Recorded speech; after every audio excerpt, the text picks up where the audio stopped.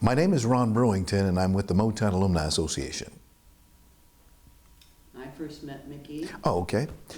I first met Mickey Stevenson, in the late 80s when I was a reporter, an entertainment reporter for American Urban Radio Networks and Associated Press.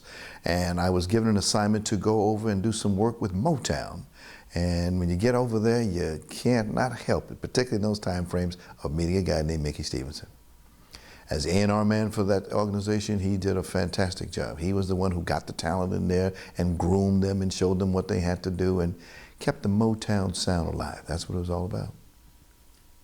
As part of the Motown Alumni Association, how does Mickey's name come up with the Motown Alumni Association? From what I've heard, from what I've seen, nothing but the best. He's a top quality guy. He's a quiet guy, don't say much, but he gets the work done. We have nothing but love for the gentleman, nothing but love. What's your favorite Mickey Stevenson song? Oh, it depends on who he brought out, what artist he brought out.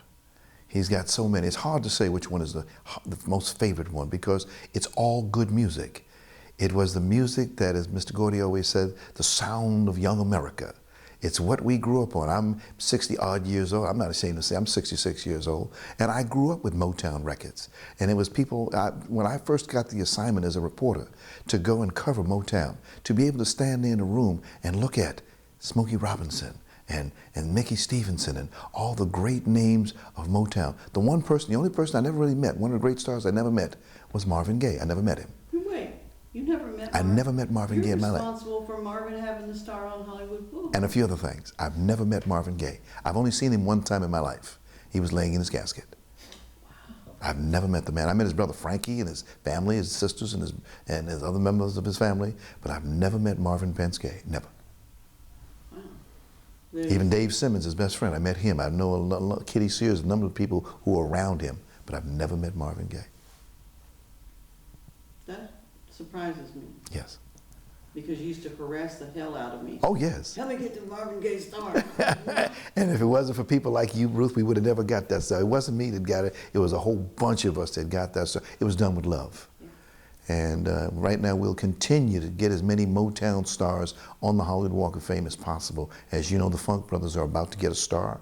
And by the time this airs, they've gotten their star by that time. Why don't you just say, the Funk Brothers got their star? The Funk Brothers got their star. And Mickey Stevenson put the Funk Brothers together. Yes, he did. The Funk Brothers got their star, and Mickey Stevenson put all 13 of the Funk Brothers together.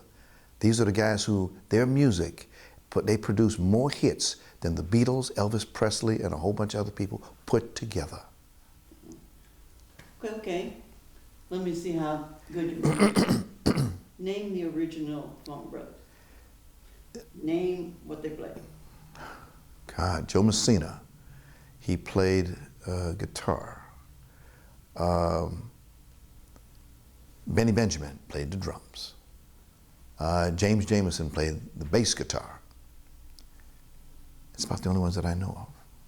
The rest, they just picked them up, I thought, along the way. I could be wrong. No, there's a couple more. Okay. I know it's 13 of them. No, not really. You know, I consider, you know, there was Robert White on guitar. Right, Robert and Bob Wright. Yes, indeed. Mm-hmm. But I just had Cornelius in the chair and had him named, and he's very proprietary. The original oh my Funk goodness, Brothers yes. are these people. Yes. Everybody else came along. Johnny come They lately. were not the original Funk Brothers. Not even Earl Van Dyke. Right, you were Van Dyke, yes. Yeah. Mm-hmm. So, Bobby, what you got? You could describe Mickey in several words or sentences, what would it be? If I could describe Mickey Stevenson in several words, I would say good, gooder, and best. And what was your first impression of Mickey when you first met him? When I first met him, I was kind of taken aback a little bit because he's not a very vocal person. He's a very quiet person. And he's got that white hair. And he's had that white hair for years. And when you meet him, you say, gee, he reminds you of the dean of a college. He's got that wherewithal about him. And when you see him, I said, interesting, Mickey Stevenson. Excuse me. True, too.